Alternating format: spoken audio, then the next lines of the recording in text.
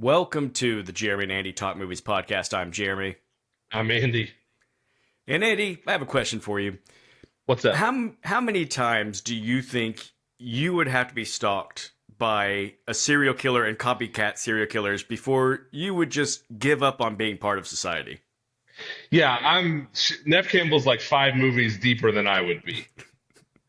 Also too, we'll just go ahead and get to this. If you're like I don't know, the FBI or the United States government or somebody, just stop making ghost face masks, and then maybe Right. this will just fix itself.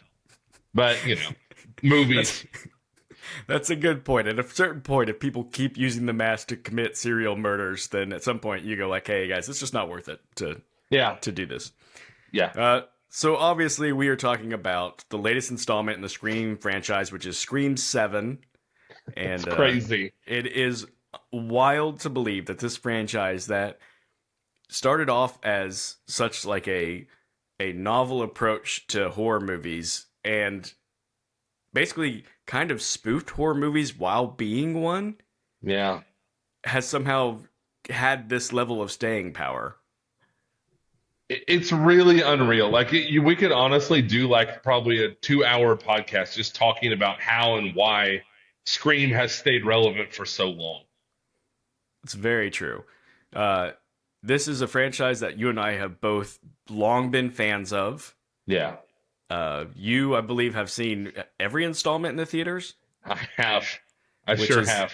which is incredible. I was a little late to the party, uh, and so I saw the first two on DVD, and then started catching them in the theater, starting with Scream 3.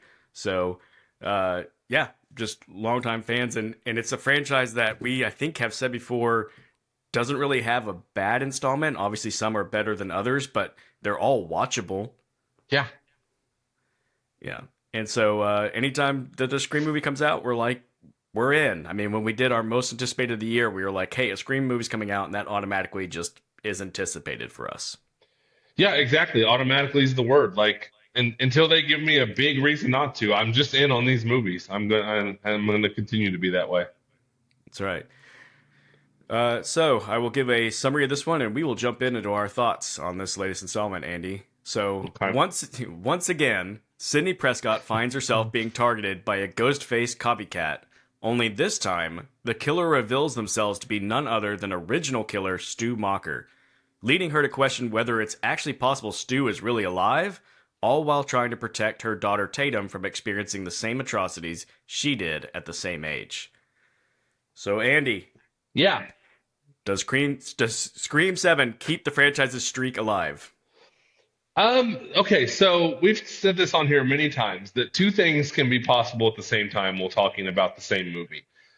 So the two things that are possible here is that this is maybe a little weak entry into the franchise that definitely had some nitpicks and weak spots, but yet I still had a really good time and enjoyed myself. So maybe a little bit of a cop out on my part, but there's definitely some things I want to say, but I'm certainly not ready to call this franchise dead and say I didn't have a good time watching this movie. I think that that's an entirely fair assessment, Andy. I think this was a step backwards for the franchise. Mm-hmm. They did a really smart thing the past couple of movies in trying to pass the story off to a new generation. Yes. But then this one, they had to veer fully back into the nostalgia machine, you know? So not only did we have to go back and make Sidney Prescott the main person again, we had to start diving into the past villains to try to bring up all Yeah. that. And once they did the Stu thing, which I think was interesting. I mean, it's saying some insightful things about the whole like possibility of deep fakes and all of that that's Mm-hmm. going on in our culture. So it's still trying to be relevant and have insightful things to say. But I find myself thinking, well, now I'm going to be disappointed no matter what, because if it actually is Stu, I'll be disappointed because it's retconning what happened at the end of the first one. But if it's not Stu, it's going to be a less interesting villain. It just is. So I was Yeah. like, they've kind of set themselves up for me to be disappointed either way they go with this. Yeah. Yeah, and that's also entirely fair. I guess the big thing to me, the secret sauce of Scream is it's kind of just found this, it's carved out its place in movies where like the Scream franchise is almost becoming like pizza. So it's like even if you're getting a less interesting or a weaker entry, it's still a Scream movie. So like you give me someone stalking the cliche teenagers and some whodunit, and then like Neff Campbell just effortlessly slides back into the role of Cindy Prescott. Like she's great. The actress we talked about who's playing her daughter that I knew from a show that my kids used to watch. She does what she needs to do. Um, this hits a lot of the right notes, but it does hit some wrong notes. So this is not like, I'm not like, oh, this is upper tier Scream. I'm just saying, like, Scream has managed to carve out this place in movie history where even a so-so entry is still watchable and enjoyable. Yeah. My thought was this isn't a bad movie, but it made me think maybe it is time to call it a day on the Scream franchise before you get to a bad movie. You know what I mean? Like, I don't want them to I mess do. up before we say, now you need to stop. It's kind of like we've always said with the MCU. It's not that there's no good movies past Endgame, but man, what if they just went out on a high note? Yep. Now, that said, if they stop now, it wouldn't exactly be going out on a high note, and it's not the great culminating, final episode you'd want in this franchise. So maybe what I really want is, man, just find one more really good one and Scream 8 and then cut it off. I don't know. Maybe Yeah. but I did think, oh no, like, I don't want them to run this thing into the ground. Yeah, this is the most I've ever felt after a Scream movie that they maybe should consider stopping Scream movies. And Yeah. that is harsher than I mean for it to sound. Because, like I said, I did have a good time watching this movie. I did think there was some good stuff, but this was definitely the most I've ever been like, all right, like just right off into the sunset. Even if maybe this isn't ending on the highest of notes for the franchise, I agree with you completely. Like, do it now before we go. Oh man, if they'd have just done it one movie ago. Yeah. So something I'm going to go out of order with the way I normally do things here. So a couple recent times I've jumped to Rotten Tomato scores, but this time I want to jump to box office because as we're talking about whether or not they should call it a day on Scream, Yeah, spoiler alert, th- they're not. exactly. So this movie had a $45 million budget. Andy, you want to tell us a little bit about how it's doing this weekend? Yeah, franchise best opening weekend in the United States, $65 million. Yeah. So Scream 6 opened to like $44 million in 2023, and that was like, oh man, big deal. This just blew that past that by $20 million, and it made another $30 million worldwide for a weekend total of it's like $97.5 million. So there So will be a Scream 8. yeah. So we always say, the franchise thing is you've got to make double your budget back to be profitable, and they did it in opening weekend. Yeah, Yeah. yeah. So there's going to be a Scream 8. And yeah, and like that checks out to me because my experience was like I remember looking up the Thursday night showing, feeling I probably wasn't gonna be able to go, but thinking maybe I'll go to Thursday night, and the IMAX theater was mostly sold out. It was like Mhm. smattering of a seat here, seat there. I was like, if I buy a seat anywhere in the middle sections, I'm gonna be sitting just between groups of people. Like, Mhm. there's no. I was like, that's cool though. I'm like, I'm not gonna go tonight because that's cool. Went to Friday night. It was pretty packed. So I went to like, okay, Friday afternoon, right after work, could I get over there? Yeah, there's a little more seating options. So that's what I went to. And I was like, I can't believe how well this movie's selling. And I get there and I'm seeing people wearing Scream shirts. I see Oh yeah. people with the ghost face mask. It's like, I haven't seen a movie have this big of a release, like people there and excited about it in a long time. Yeah, Scream is just it's almost like is it like horror's version of Star Wars maybe? Like where it's just so embedded into the zeitgeist of culture that you really just to the point where you just have to go, "Hey, new Scream movie." And people are just I mean, like there was a ton of behind the scenes conflict around this movie, like Melissa Barrera who was the star of Scream 5 and 6 got fired over like some tweets. We don't even have to get into that. And then Jenna Ortega is gone. So like this was not the intended Scream 7. They had to do a complete stop and restart. Nev Campbell's back. There's people that are mad about Melissa Barrera being fired. There's a lot of turmoil. There was the guy that directed Happy Death Day was originally attached to direct Scream 7 when Melissa Barrera and Jenna Ortega were going to be in it. So there's all kinds of controversy, which a lot of times just spells disaster for a movie. And then here we have 30 years later, this franchise is stronger than it's ever been. It's really incredible. It is wild. I would be fascinated to know. I mean, I hate to do the like what if things and the alternate timelines, but what would have happened if we would have gotten the Scream 7 that was originally kind of planned out with the previous two movies? Because I think there was sort of a an overarching plan of we're going to do these two movies, and then the third one with Melissa Barrera is going to end this way, or we're going to go this Yes. way with it. So, uh, I don't know. I don't want to say like definitely would have been the better outcome, but I'm interested to know what that would have been like. Yeah, it's going to be a huge what if in the history of the Scream franchise, horror movies in general, or movies in general, and certainly, obviously, the Scream franchise. It's always just going to be an unanswerable question. And you know how Hollywood works. I'm not saying I'm going to be right about this. I would not be surprised if they get them back, Yeah, and then they that's true. combine them back again with Nev Campbell and kind of do make the ultimate like Scream finale. Maybe I don't know. That I could see that happening. I wouldn't be shocked. Yeah. Well, Andy, I would like to kind of go through this movie a little bit with Mhm. you and just dissect it. What happened in it and what we liked and what we didn't. Yeah, So the Scream movies, like you said, it's almost like pizza. It is almost like a comfort thing now. It's got a yeah, certain rhythm and a certain pattern that you expect. So you always expect that opening scene. You're gonna get your first kill, and it doesn't even matter that that's what's gonna happen. Now it's just like, how's it gonna happen? What's yeah. the play gonna be? So this opening scene is a couple arriving at, and I was never really sure. Was it supposed to be the actual house that the first murder, or just a replica of it? I Either, don't yeah. know. In either case, they show up at this house that is a restaging of the events that happened in the first movie, and then even the fourth movie, I Fifth think, or fifth movie. fifth Fifth fifth movie. movie. Yeah. I get the orders mixed up as we get going on. Yeah. Um, and the boyfriend in this scene, who is played by Jimmy Tatro, I think is his name, or Tatro. I've seen him in a couple of things. He's a really funny guy, just Yeah. kind of innately, and he's like obsessed. He's really excited to be there. And then his girlfriend's played by Michelle Randolph. By the way, this movie stars two.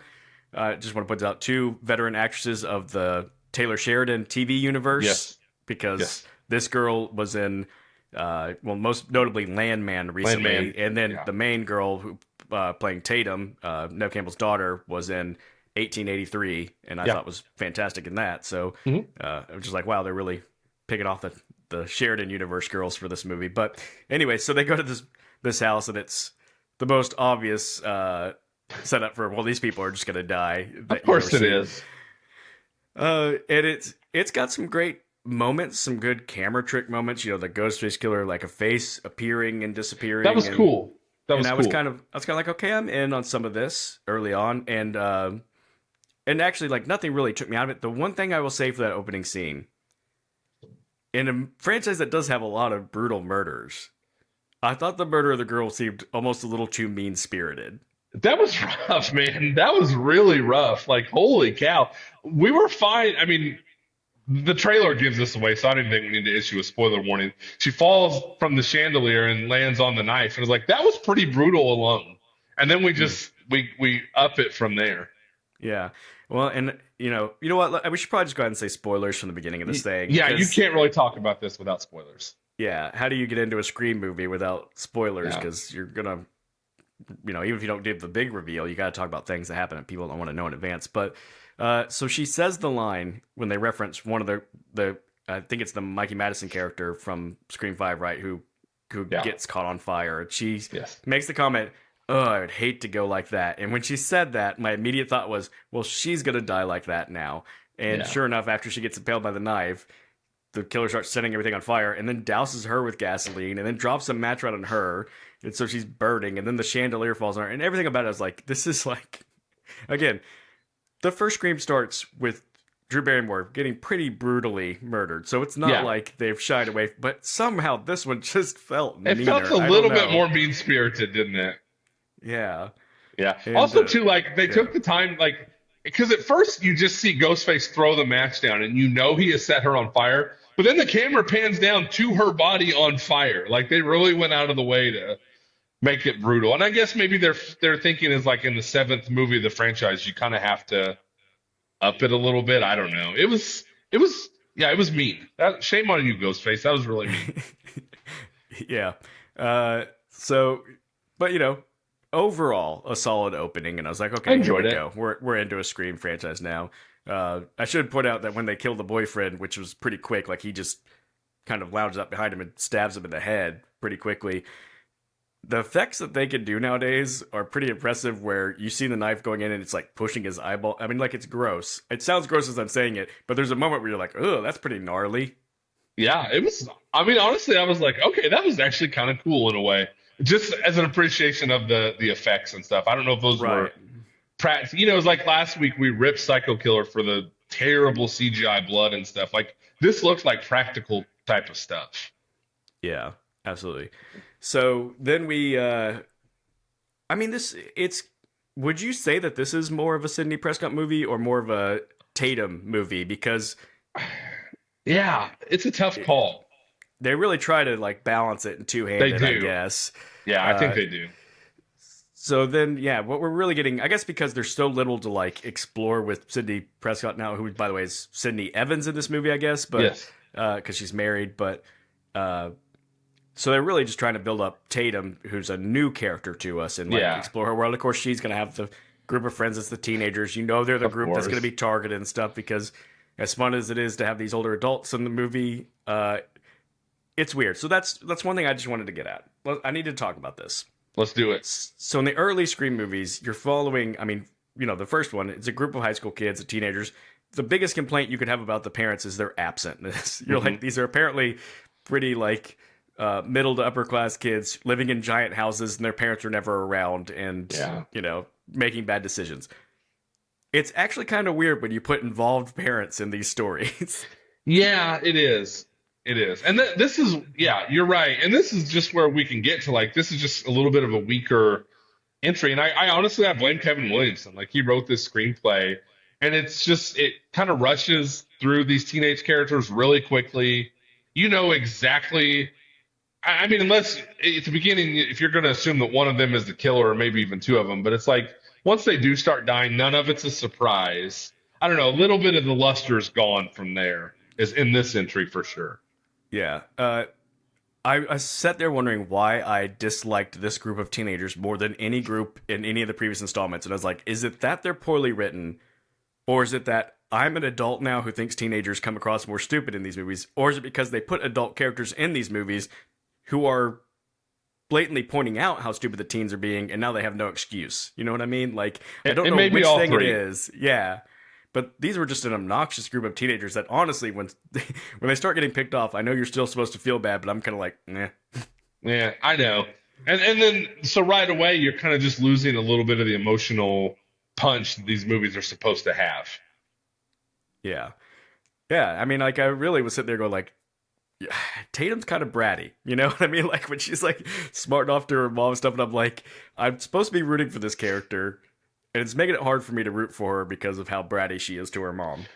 Yeah, and they really tried hard to do like the like Sydney just she's so closed off that her daughter doesn't even feel like she knows her. And it just wasn't a well enough written screenplay for that to really have any kind of emotional, it just didn't have the impact or the depth I think that they wanted it to. Not that these movies have to be real deep or anything like that, but clearly that's what they were going for, and it was just kind of like, okay, we get it. Yeah. And if I could speak here as somebody who is not a parent, giving some like parenting expertise here. Go for Or it. like parenting expertise. But this is what bothers me. This movie was very like modern contemporary. Like, as parents, you've got to validate all your kids and their feelings. I mean, like the moment where there's some conflict Yeah. and Joe Mahale's like, that one's kind of on you, you got to go apologize to her. I'm like, or how about you're the parent and you say, shut up, girl, and what I say goes, and you listen. Yeah, absolutely. Absolutely. Yeah, this movie definitely has a screenplay which bleeds into like interesting character problem. Yeah. Yeah, I mean, there's just no real standouts, and I'm going to get to some more of that in a little bit. Yeah. uh so very quickly attention starts coming to this town that they're living in. I can't even remember what they call it, but somewhere they're living Somewhere in besides. Indiana. Yeah. Because as soon as there are ghost face killers, of course everybody's going to turn their attention to Sidney Prescott, and so immediately she's, goes into protective mode. Her daughter's in a school play, and her friends are there after the rehearsal, of course, unsupervised, all in different places, and Of course. it's fine. Again, these are horror movie cliches. It's not like Scream is unique to these things. But we get the girl who's working on her wire act, which, first off, what an elaborate high school production of whatever musical this is. Yeah, Um, as a parent who had a kid in the high school play last year, I can tell you they did not have any kind of elaborate, you know, stunt work going on like they did in this movie. But that's kind of what the Scream movie does. It tries to write people in these situations that just make for interesting like suspense slash chase sequences. And I gotta say, like, it did feel a little unique and interesting. right.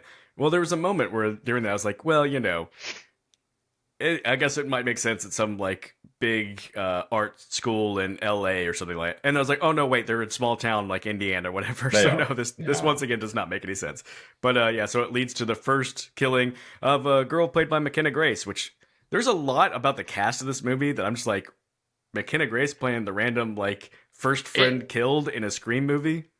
it is really strange. And that also too, like I feel like we could have a whole separate discussion about McKenna Grace. Like she's in so much stuff.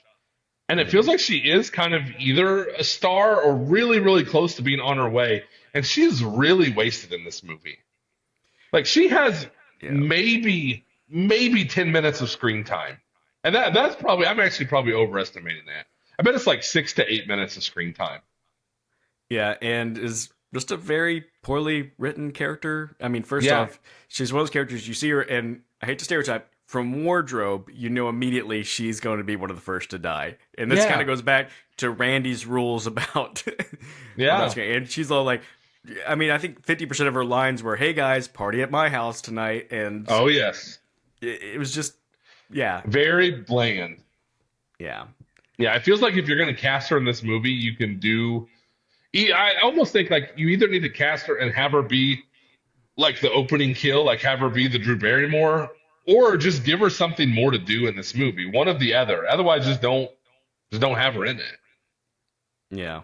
Yeah. Uh, so I have to say though, like, as ridiculous as the staging was, it was one of the more interesting, creative kills as he It gets her on the was. wire, swinging back and forth, and then she's just stuck and he's under her. Yeah.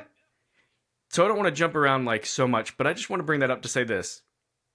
Most of the other kills I thought were really lacking in this movie.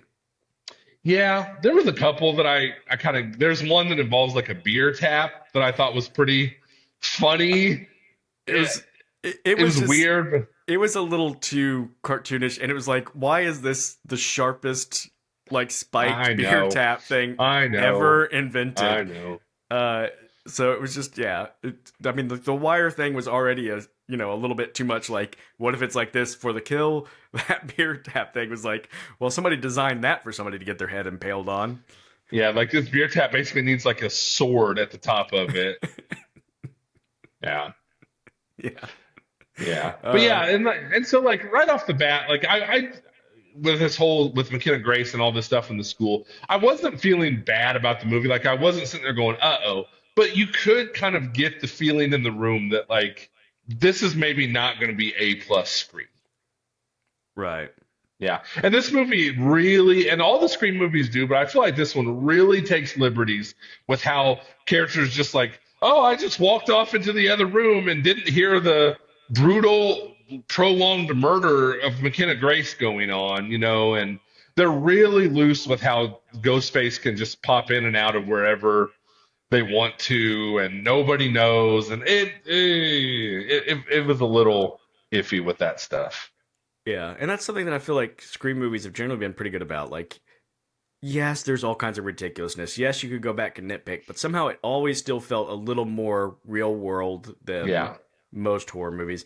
And you're right, like there's so many scenarios where characters do things in this movie where I'm like, people just wouldn't do it. And again, that's what I always loved about the original Scream movies is they made fun of the dumb choices people would make. Correct. And, you know, for the most part, they wouldn't do them too much. Or, like they'd laugh at how, oh, people run up the stairs when they should be running out the door. And then the joke is she tries to run out the door and it's locked and she panics and runs up the stairs. Yeah. So, like, it's so self aware. And this one, it's just like, first off, yeah, you have instances of like characters are all hiding from Ghostface and they're like calling out to the other character and nobody answers in part because you the movie wants you to be suspicious. Maybe it's the other person.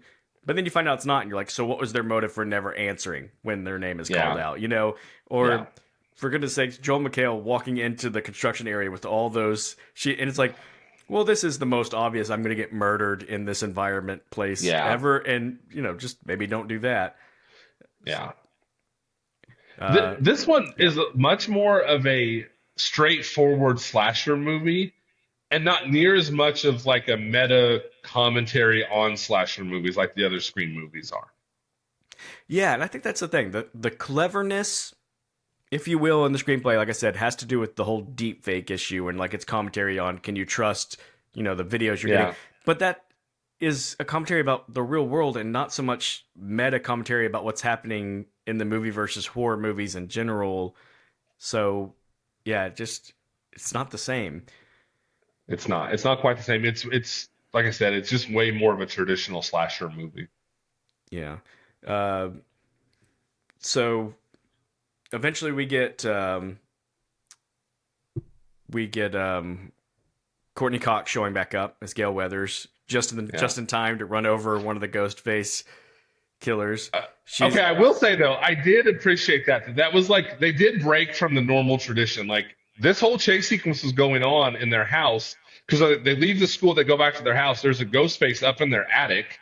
mhm. Um, and I was like, oh man, this is all happening like really early into this movie. And then there's a fairly well done chase sequence, like the knife in the door, like they're in like the panic room. That all works. That's good stuff.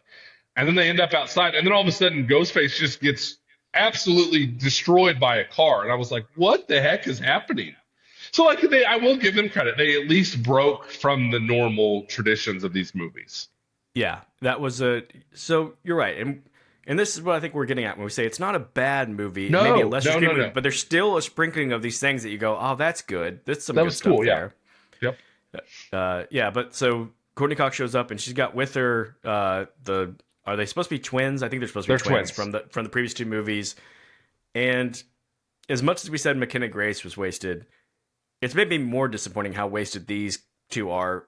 Not just because who they are as actors, but who their characters have been in these movies.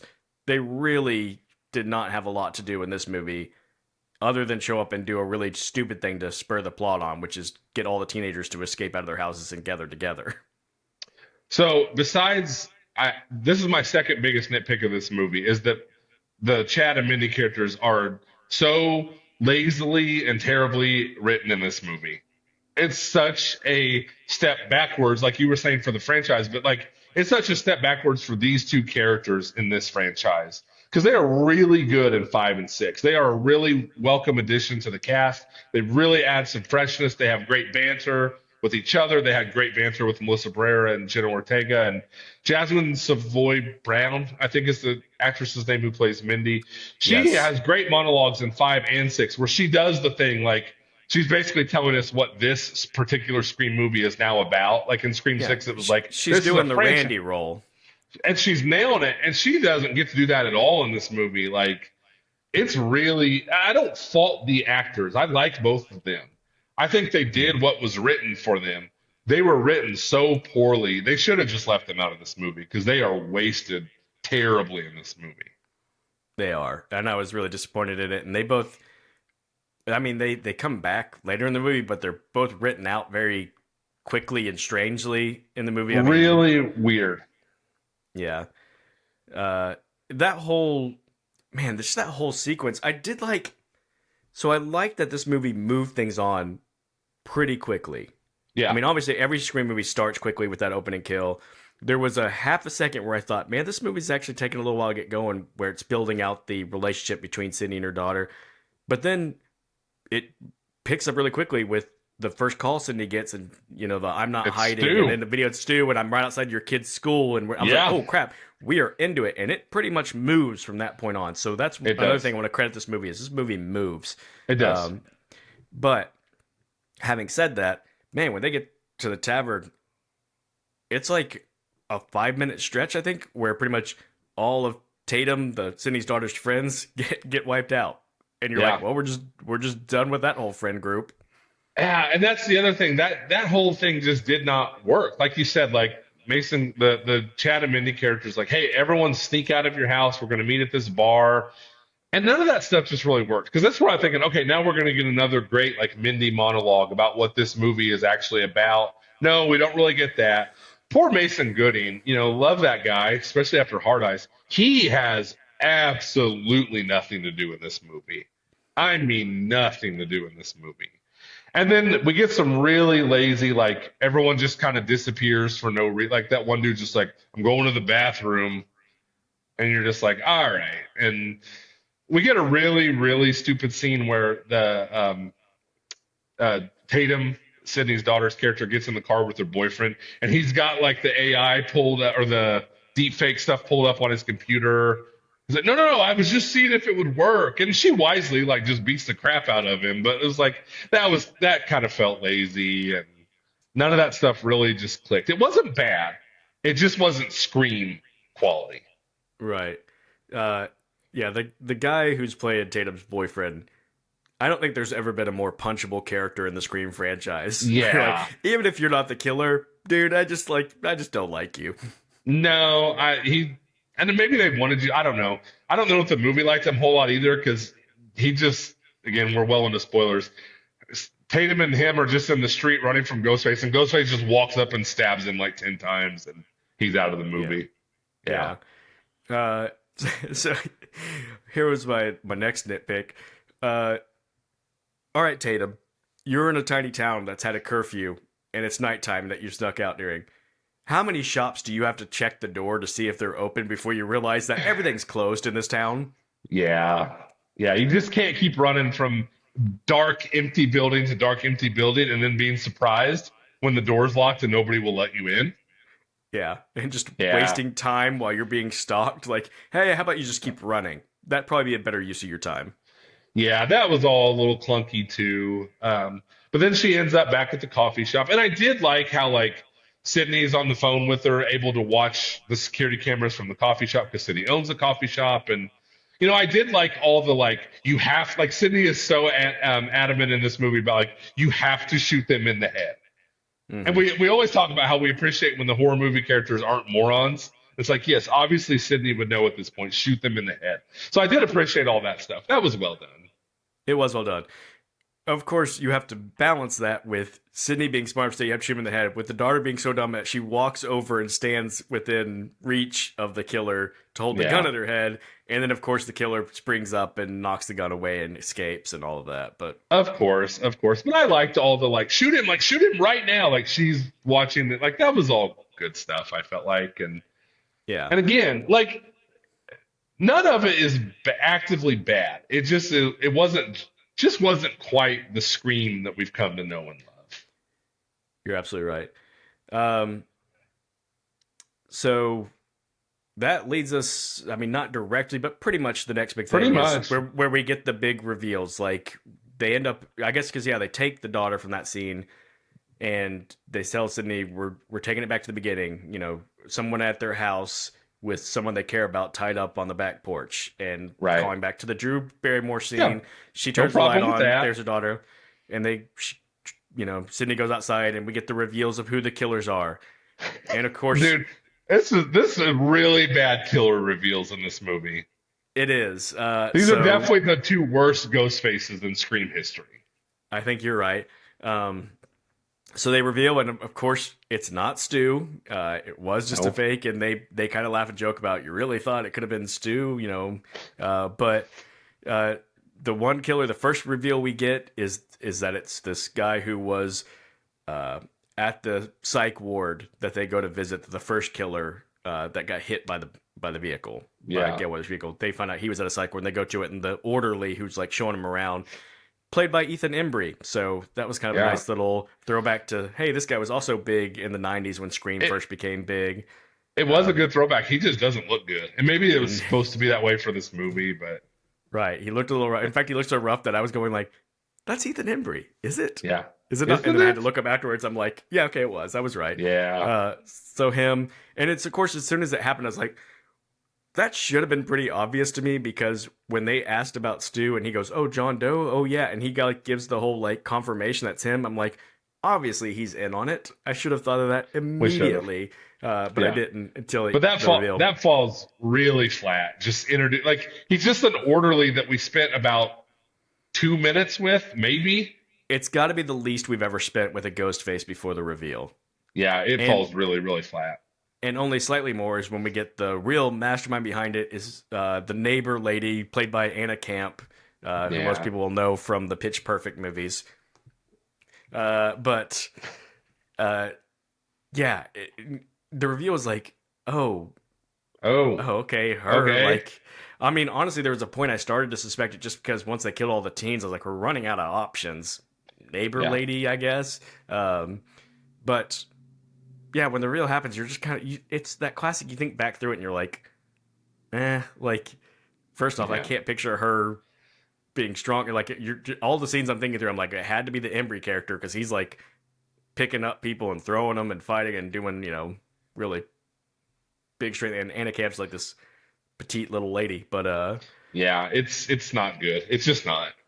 yeah, and it had like her whole motivation was just like I That was a was big fan bad. of you, and then you disappointed me by not being in New York, I guess, and it You just so like she was in an I wanted to talk this through with you. She was in an abusive relationship.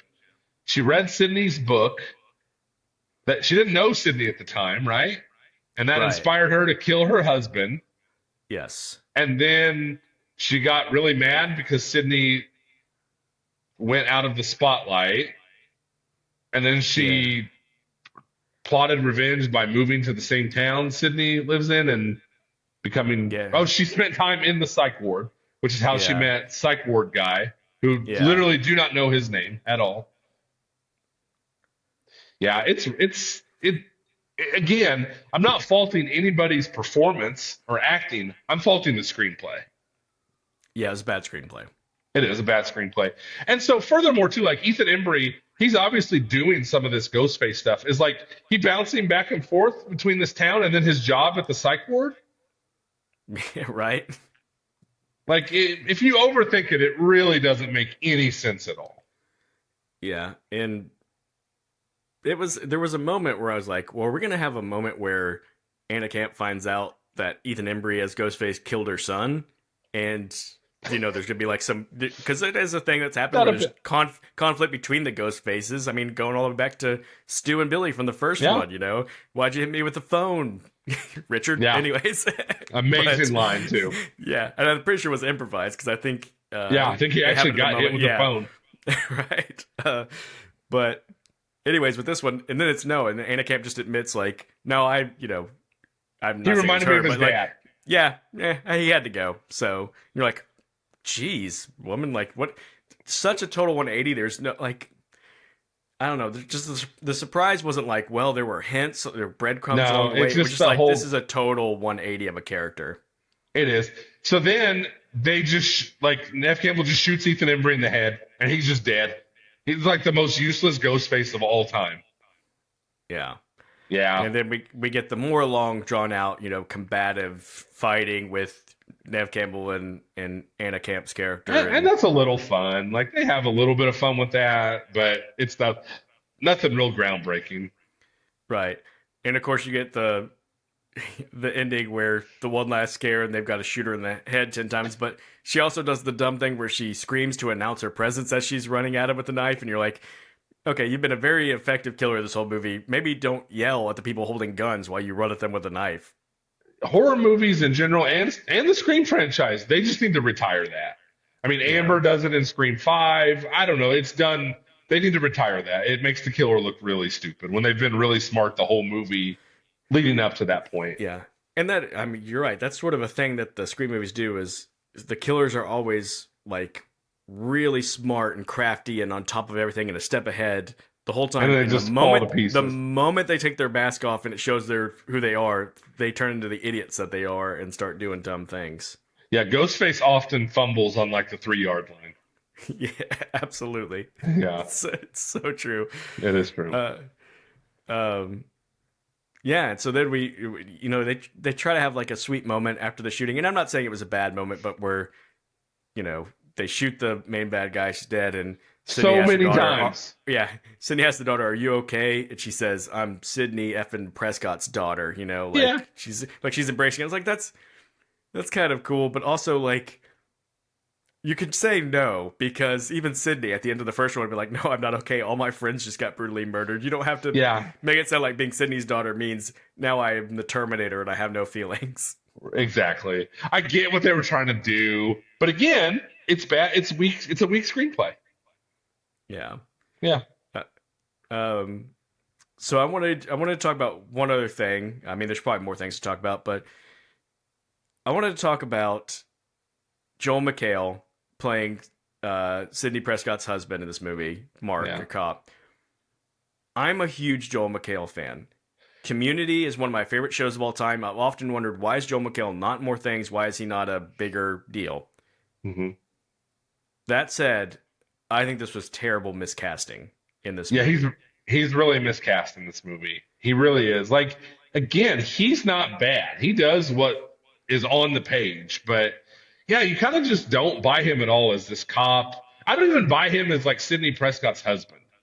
Right. It's you're sitting there going like he's just supposed to be kind of this like nice guy cop who's yeah, I mean like the scenes early like I said when Tatum and Sydney are arguing and he's kind of doing the like I'm sitting back but I'm just saying, like wise insightful things every once in a while to help mediate between you two. Like none of this feels like it's playing to Joel McHale's strengths at all. None. None at all. I think he could fit in well in the Scream universe, just as a side character who can come in and be like smart and witty and kind of have that funny energy that Joel McHale has. But like, like wouldn't Sydney's husband be like the ultimate like BA and like protector because she would need that security in her life, and he just doesn't fit the bill. Yeah, and they really split the difference there too because uh he is, protective. He's a cop, but he's also like this super sensitive guy. And you're like, he's either should be the sensitive guy or the tough cop. Like Yeah, yeah, one of the two. You don't need to be sensitive cop. But yeah, I think Joel McHale, you could say he has a lot of the same energy as maybe like a Timothy Oliphant, who plays hmm the killer in Scream 2 yeah. and like does a great job in that one. So, maybe that's Joel McHale's, maybe that's the mistake is that was the part that Joel McHale could have pulled off. Hmm. Tim did it just fine. So, and now Joel McHale's playing a much weirder part for him. Yeah, it's odd. It just doesn't quite fit. Again, to keep repeating myself, it's not that it's bad. It just doesn't quite. The puzzle piece doesn't quite fit in as smoothly as they want it to there. Yeah. And he's Uh, also a victim of the bad screenwriting, where he gets stabbed like numerous times, and then they just leave him laying there for hours and hours and hours, and I don't know. It's just not great screenwriting. no.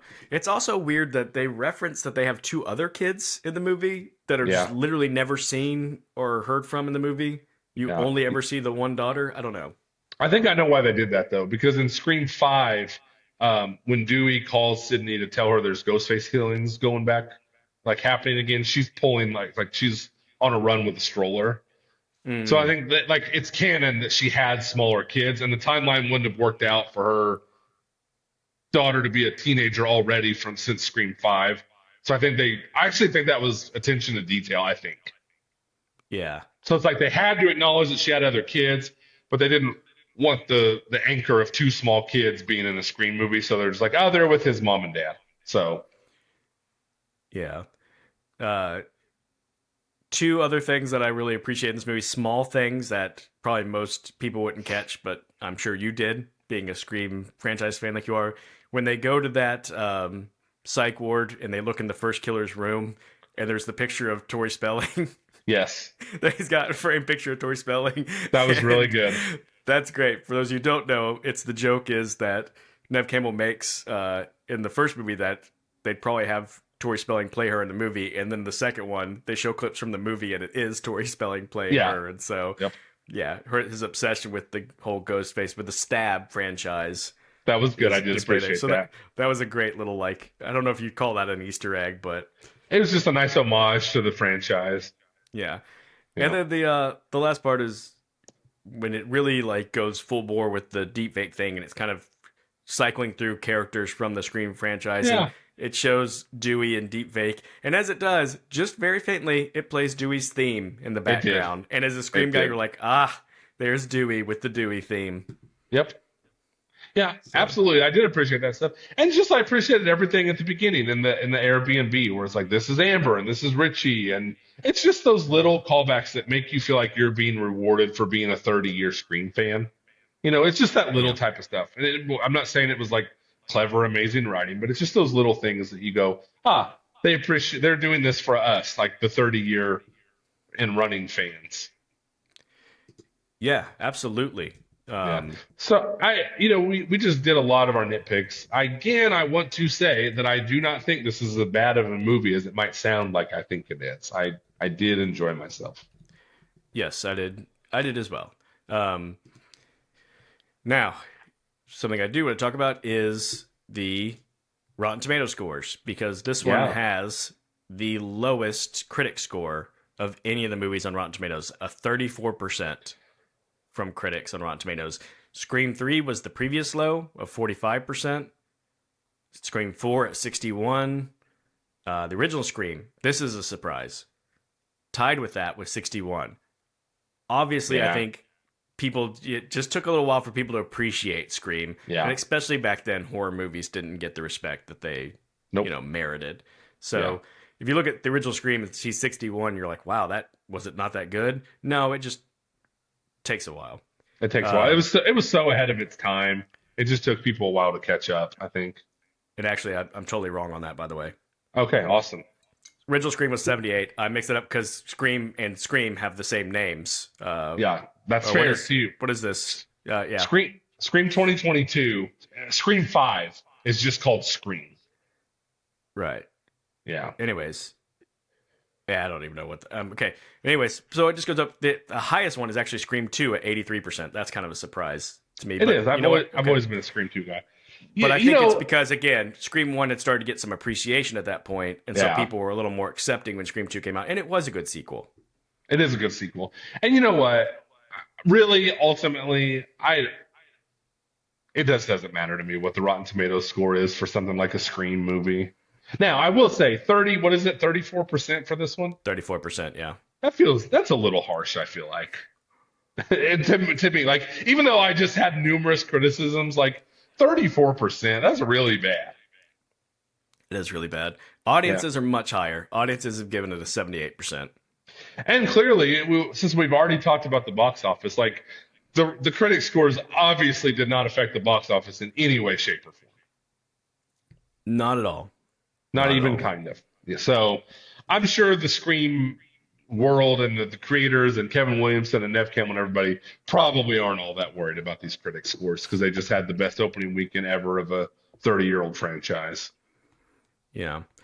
Uh, so we don't have to have a long conversation about it, but it did make me think about this watching this because, as you said, Nev Campbell just slid right back into the role of Sidney Prescott effortlessly. Hmm.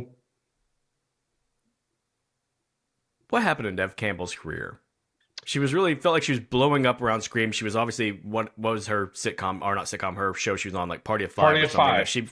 Five. Party of Five, and then Scream, and it just felt like she was really becoming a thing. And Yeah. you watch something like this, and you go, I mean, you watch last year's I Know What You Did Last Summer with Jennifer Love Hewitt, and you go, like, I get why she didn't stay a Yeah. thing or become bigger. Nev Campbell, I've always thought she had talent. I don't know why it didn't really ever take off for her. I wish I had an answer for you because all evidence points to she should have an amazing career. And look, I mean, she's the headliner of 6 of the 7 Scream movies, which are, super important. But you're right. It feels like there's a period there after like Scream 3 where it just dropped off and it shouldn't have. Because even when like and a couple years ago she was in Skyscraper with The Rock, which is just a really dumb but fun action movie. I did enjoy it. And even in that, you're like, oh, Nev Campbell is good. Like she's better than this material. She did like Wild Things in the late '90s. Like she was willing to take chances and do. She wasn't just Sidney Prescott. I mean, Wild Things couldn't be any more different than Scream. Right. But yeah, it definitely feels like something was missing that just didn't happen for her. I don't know.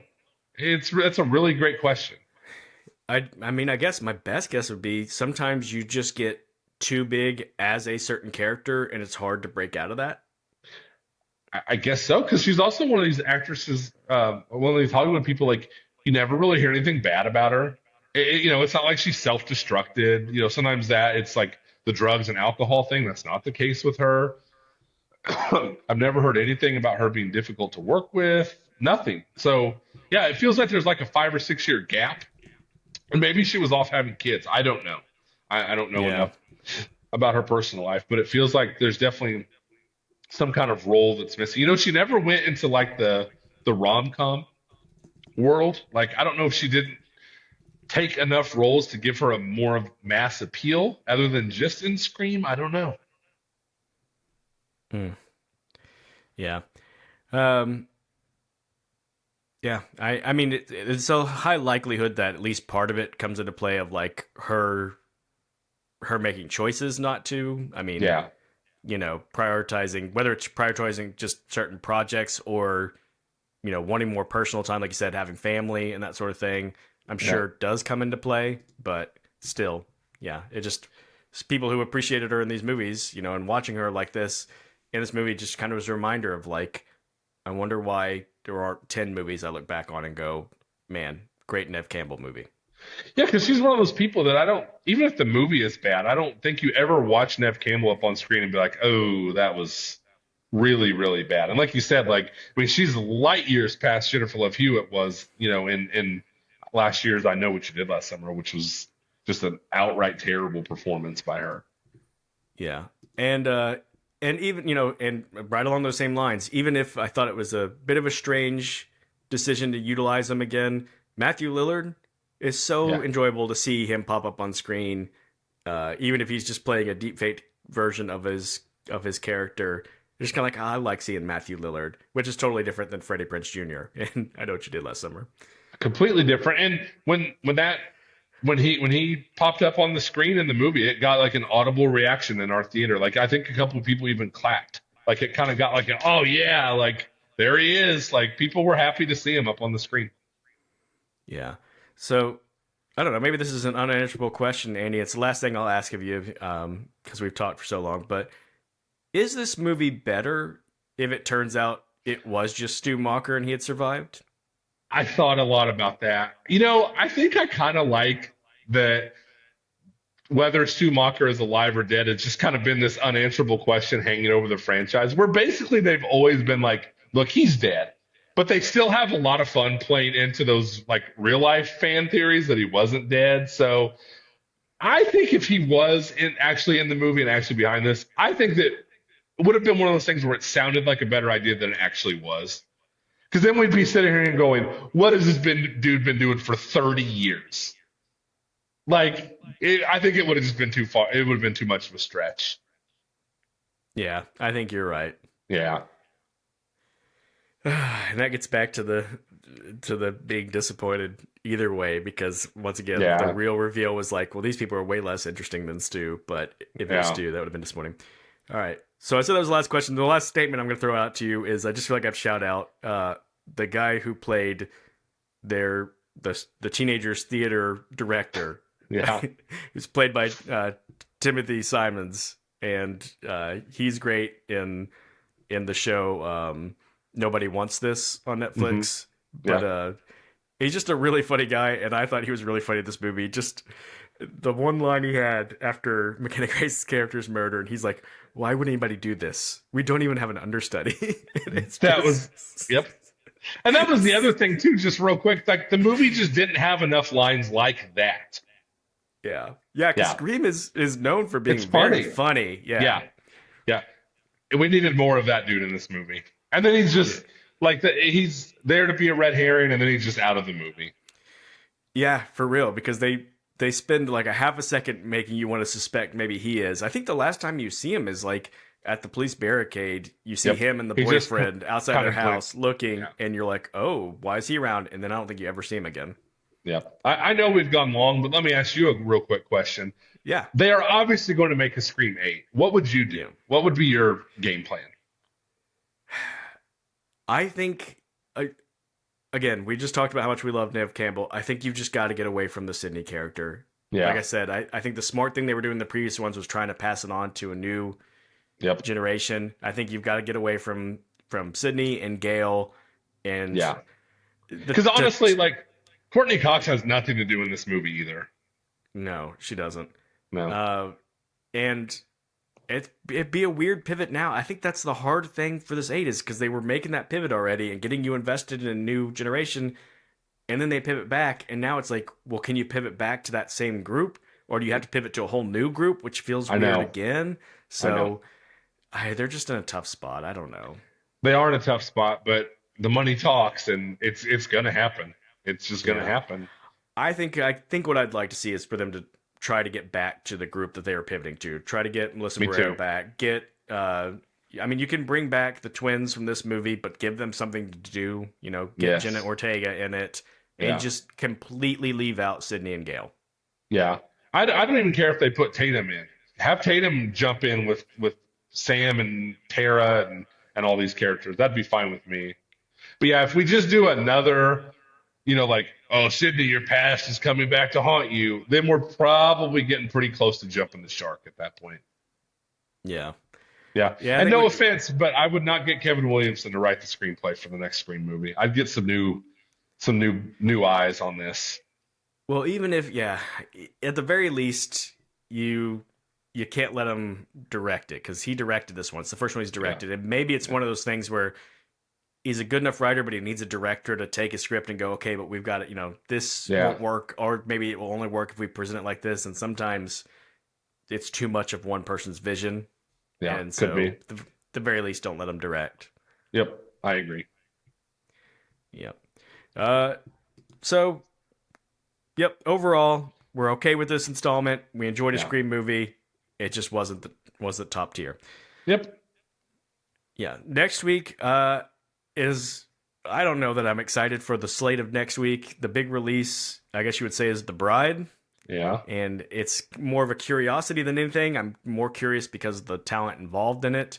I think Correct. that Christian Bale is one of our great working actors right now, and I think Jessie Buckley is one of our great working actresses right now. So seeing them lead this movie is like okay, but having said that, nothing about the material it's based on or even the previews has really gotten me excited. No, it definitely looks weird. So, I mean, I'm definitely going to give it a shot because of Christian Bale. So, we'll see. Yeah. Yeah, we'll give that a shot. And Yep. I'm still hoping to get to theater. I have not yet seen the new movie from our boy Glenn Powell, which is I haven't either. how to make a killing. So that's on my to-do list. Well, you better do it quickly because it tanked. Mm. Rough times for our guy GP. Yeah, I feel like we talked about it a little. I don't remember which movie, about how it's inevitable that pendulum's gonna swing because he rose so quick and was getting so much attention. I was like, it's gonna happen. There's gonna be the backlash, backswing against it. And I don't know. Part of me wants to see the movie to see, is it because he just made a bad movie, or is it just that the Glenn Powell sort of backlash of people going, we've had too much of this guy, let's pump the brakes. Yeah. Yep. For sure. Yep. All right. Well, we will be back next week with another episode. And in the meantime, everybody try to stay safe and avoid people in ghost face masks. Just don't trust Yes. them. Don't trust them. They're not to be trusted. Yep. And don't ever say you'll be right back. That's right, because you won't. He won't. All right. Thank you for joining us. We'll see you guys next time. Yep.